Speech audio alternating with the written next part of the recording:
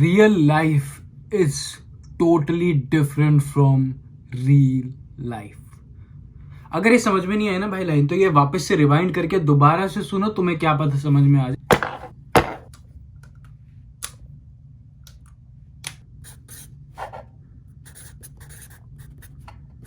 Dark side of Canada part 2। भाई no doubt Canada के बहुत सारे प्लस पॉइंट्स हैं, बहुत ज़्यादा बेनिफिट्स हैं, काफ़ी सारी चीज़ें कनाडा की लोगों को अपनी तरफ खींचती हैं। मैं अपनी वीडियोस में ये बताता हूँ कि यहाँ का लाइफस्टाइल कैसा है, अच्छा है, क्या क्या चीज़ें मैं मज़े ले रहा हूँ, लेकिन इसका मतलब ये नहीं है कि हम लोगों को डार्क साइड ऑफ कनाडा के बारे में बात नहीं करनी चाहिए। आपको रियलिटी नहीं कहूंगा मैं, इन द सेंस आपको हर चीज के बारे में पता होना चाहिए। अगर आपको ए चीज पता है ना, तो उसके बारे में बी चीज भी आपको पता होनी चाहिए। वो आपको हेल्प करेगी कि अगर आप कोई स्टेप ले रहे हो, आपको पहले से पता होगा कि वो स्टेप आपका गलत रहेगा, उसको मैं पहले से सुधार सकता हूं, तो भाई वो काफी ज्यादा बेनिफिट रहेगा, काफी ज्यादा आपका टाइम बच जाएगा और काफी ज्यादा आपका दिमाग माइंडसेट सेव हो जाएगा बाकी सारी टेंशनों को लेकर। तो इस वजह से मैं इस वीडियो में ये सारी बातें करने वाला हूं। मैं इस वीडियो में बताऊंगा आपको बाकी के डार्क साइड्स ऑफ कनाडास के बारे में, क्योंकि जो मैंने बाकी के पॉइंट्स बताए थे वो मेरी पहली वीडियो में, अगर आपको वो चेक करना होगा तो शायद इधर या इधर कहीं पे आ रही होगी, देख लेना। अभी जो भी बाकी पॉइंट्स से मैं बात करूंगा। So let's start the video without wasting any time, let's go guys. Stress, depression और एंजाइटी। स्ट्रेस, डिप्रेशन और एंजाइटी, यहाँ पर आने से पहले मेरे को इन तीनों वर्ड का मतलब नहीं पता था। इन तीनों वर्ड का मतलब मुझे पता है जब मैं यहाँ पर आ गया। इन तीनों के बारे में हम बात करते हैं। भाई कनाडा जो है ना, कनाडा में दोस्त बनाने थोड़े से मुश्किल हैं, इमोशनल सपोर्ट नहीं है यहाँ पर, ठीक है। सबसे बड़ा जो डार्क साइड ऑफ कनाडा मुझे लगता है वो ये है कि भाई जब भी कोई इंटरनेशनल स्टूडेंट अपना घर छोड़ के, अपनी होम कंट्री छोड़कर, अपने दोस्त छोड़ के, उन चीज़ों को छोड़ के जो चीज़ करने में उसको सबसे ज़्यादा मज़ा आता है, वो चीज़ें छोड़ के जब यहाँ पर आता है ना भाई, तो वो सबसे बड़ा स्ट्रगल है उसका लाइफ का, ठीक है। सब चीज़ें देखने में, सुनने में इजी लगती हैं, लेकिन जब आप असलियत में करोगे तब आपको असलियत पता चल जाएगी, ठीक है। कनाडा का खुद का कोई भी कल्चर नहीं है, सब कल्चर बाहर से लिया हुआ है, यानी कि यूएस से। कनाडा ऑलमोस्ट सेम है यूएस की तरह। अब stress, anxiety, depression, over thinking की क्या प्रॉब्लम है यहाँ पर? ये चीज इंटरनेशनल स्टूडेंट्स के, यहाँ के लोगों के अंदर बहुत चीजें, मतलब ये प्रॉब्लम्स यहाँ पर बहुत ज्यादा कॉमन है, क्योंकि सबसे बड़ी चीज होती है यहाँ पर आपको अकेला रहना पड़ता है, ठीक है। जो बंदा इंट्रोवर्ट है उसका सोचो, आप अपनी कंट्री छोड़ के आ रहा है यहाँ पर, उसके लिए क्या सीन रहेगा। दूसरी चीज, जिसको दोस्त बनाने में दिक्कत होती है उसके लिए, जो थोड़ा सा रिजर्व रहता है वो बंदा कैसे रहेगा। जो बंदे को ओवर थिंकिंग के पहले से प्रॉब्लम है, यहाँ पर आके अकेला रहेगा, वो कैसे रहेगा। तो भाई ये चीजें मिलके जब तुम्हारे सर पे पड़ेंगी ना, तो काफी ज्यादा दिक्कत आ जाती है। तो अगर ये चीज पहले से ही प्रिपेयर्ड रहोगे ना इन चीजों के लिए, कि भाई आप कोई भी चीज के लिए सोचने के लिए तैयार हो, तो भाई आपको दिक्कत नहीं होगी। और ऑल ऑफ द सडन आपके साथ ये सब चीजें होंगी तो भाई काफी ज्यादा दिक्कत होती है। तो मैं आपको यही बताना चाहता हूँ कि ये चार जो शब्द है ना, इन चारों शब्दों को मतलब समझ लो, प्रिपेयर करके आना कि भाई अपना माइंडसेट आपको बिल्कुल फिक्स रखना है, कोई भी डाइवर्ट नहीं होना है, बिल्कुल सिंपल चलनी है अपनी लाइफ, क्योंकि हर चीज़ का हर्डल आएगा कनाडा में, बहुत सारी टेंशनें आएंगी। हर रोज उठोगे तो टेंशन होगी, सोगे तो टेंशन होगी, किसी ना किसी तरह की कनाडा में यहाँ पे लाइफ ऐसी चलती है। सिंपल सा फैक्ट है ब्रो। अगर मेरी बातों पे यकीन नहीं है तो भाई आप किसी और की चीज़ों पे सुन लेना। भाई स्टूडेंट लाइफ में तो ऐसे ही होता है भाई, ठीक है। अब तुम गांजा फूक के पड़े हो तो अलग बात है, वैसे तो तुम्हारे दिमाग में टेंशन नहीं। यहाँ पर आप किसी को भी ना जज नहीं कर सकते हो कि कौन 7 दिन काम कर रहा है, कौन 3 दिन काम कर रहा है, कौन क्या काम कर रहा है, किसके दिमाग में क्या चीज चल रही है, किसका स्ट्रगल क्या है, वो आपको नहीं पता। सबके स्ट्रगल अपनी जगह, सबके स्ट्रगल अलग हैं। तो आप किसी को भी यहाँ पर आने के बाद जजमेंटल नहीं हो सकते, किसी को भी जज नहीं कर सकते। यहाँ की सबसे बड़ी दिक्कत मैं आपको बताता हूँ हमारे स्टूडेंट्स में क्या है, हमारे वाले जो कल्चर के स्टूडेंट्स हैं उसमें क्या है। अगर कोई काम पे मर्सिडीज में आ रहा है ना, तो भाई वो जो नया बंदा आया होगा ना, जिसको 2 महीने हुए होंगे, वो उसको देखकर कहेगा अरे भयंकर उसके पास मर्सिडीज है, मैं भी ले लूंगा, अभी ले लूंगा।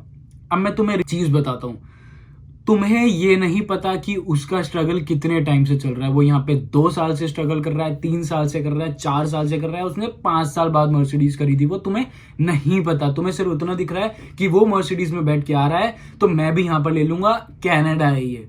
सबसे बड़ी गलती है तुम्हारी।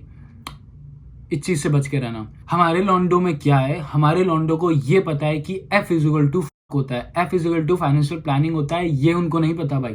फाइनेंशियल प्लानिंग ना यहाँ पे बहुत जरूरी है, नहीं तो स्टार्टिंग से ही डूबते जाओगे नीचे, दलदल में फंसते रहोगे फंसते रहोगे फंसते रहोगे। अगर उससे बच के रहना है तो भाई फाइनेंशियल प्लानिंग बहुत ज्यादा जरूरी है। हर चीज जो भी आपको दिख रही है वो खरीदने की जरूरत नहीं है, सिंपल सा फंडा ये है। अब हम बात करते हैं सेकंड टॉपिक के ऊपर। हर कंट्री के लूप होल्स होते हैं। कनाडा की इमिग्रेशन के लूप होल्स हैं, कनाडा की गवर्नमेंट के भी लूप होल्स हैं, कनाडा के भी लूप होल्स हैं। तो मैं अभी लूप होल्स के बारे में बात करूंगा। भाई यहाँ पर ना इन लूप होल्स की वजह से, इमिग्रेशन लूप होल्स की वजह से स्किल्ड वर्कर को जॉब लेने में काफी ज्यादा दिक्कत होती है, नो डाउट होती है। भाई यहाँ का जॉब मार्केट थोड़ा सा स्ट्रिक्ट है, थोड़ा सा मतलब कंजेस्टेड है, इतनी इजीली आपको जॉब नहीं मिलती है। दूसरी बड़ी चीज, अगर आपके पास कैनेडियन एक्सपीरियंस नहीं है तो आपको दिक्कत है जॉब लेने में, काफी ज्यादा दिक्कत है। अगर आपके पास इंडिया का एक्सपीरियंस भी नहीं है या फिर आपका होम कंट्री का कोई एक्सपीरियंस नहीं है, आप यहाँ पर आके कोर्स कर रहे हो, तो भी आपको जॉब लेने में काफी ज्यादा दिक्कत होगी। फैक्ट है ब्रो।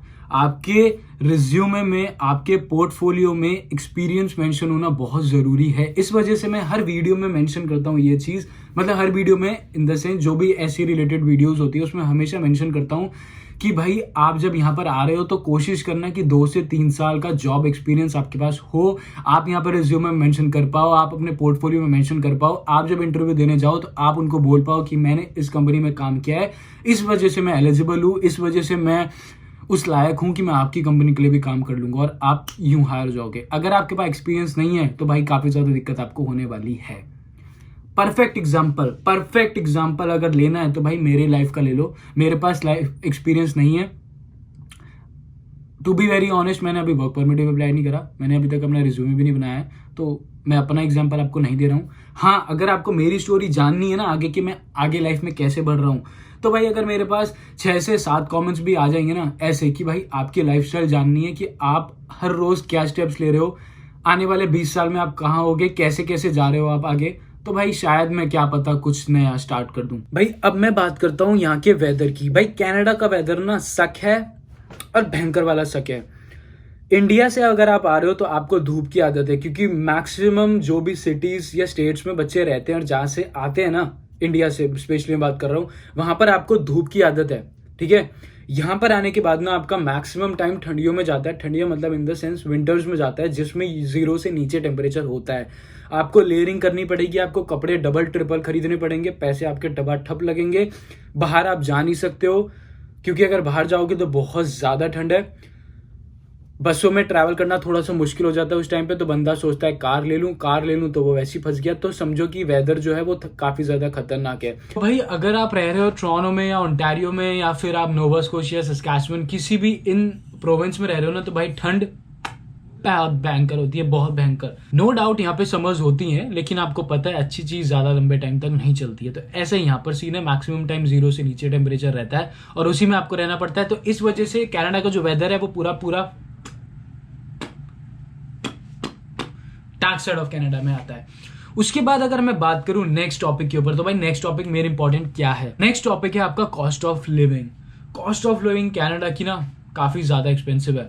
अब मैं आपको एक चीज समझाता हूँ। मेरे दोस्तों के दोस्त ने अपार्टमेंट लिया टोरंटो में, उनको 1300 एक बंदा दे रहा है। 1 रूम का अपार्टमेंट है, जिसमें बहुत छोटा कंजेस्टेड है, लेकिन मेन टोरंटो के एरिया में, मतलब मेन सिटी में टोरंटो की, तो वो कुछ है 1300 कितना होता है, 2600 2700 का मान लो, 2700 का उसको अपार्टमेंट मिला है। सोचो इतना ज्यादा एक्सपेंसिव है, तो 1300 पे कर रहे हैं मेन सिटी में रहने के लिए, तो वो इतना ज्यादा एक्सपेंसिव है।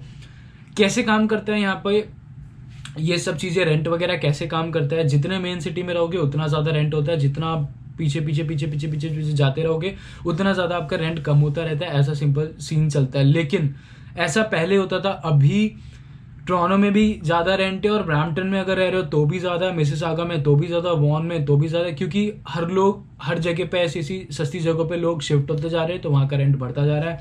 लैंड बहुत ज्यादा महंगा होता जा रहा है, खाने में बहुत ज्यादा महंगा होता जा रहा है, मतलब खाने की जितनी भी चीजें होती हैं, हर चीज में आपके पैसे बढ़ते जा रहे हैं। इसलिए थोड़े टाइम में ग्रोसरी में भी काफी ज्यादा प्राइसेस बढ़े हैं, तो समझ लो कि आप कॉस्ट ऑफ लिविंग थोड़ी सी ज़्यादा है।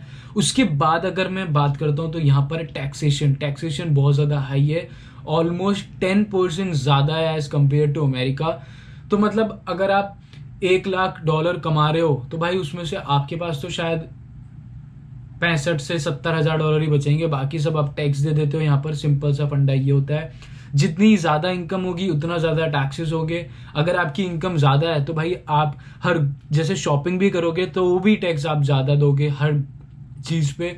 तो ये समझ लो कि टैक्सेशन बहुत ज़्यादा है कनाडा का, तो वो डार्क साइड ऑफ कनाडा में आते हैं। लेकिन हाँ, उसका एक प्लस पॉइंट है, ड्रॉबैक तो है ही है कि आप ज़्यादा पे करो, लेकिन उसका एक प्लस पॉइंट ये है कि उसी लेवल की आपको फैसिलिटीज मिल जाती हैं। भाई अगर मैं तुम्हारे लिए नेक्स्ट पॉइंट के बारे में बात करूं ना, तो भाई उसका पॉइंट आता है बी प्रिपेयर्ड टू वर्क।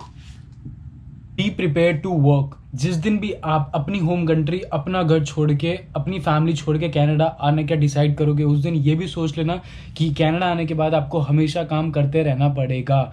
नहीं तो अच्छी लाइफ बनाने के लिए कुछ बढ़िया कर लो, या फिर हमेशा छोटा छोटा काम करते रहो।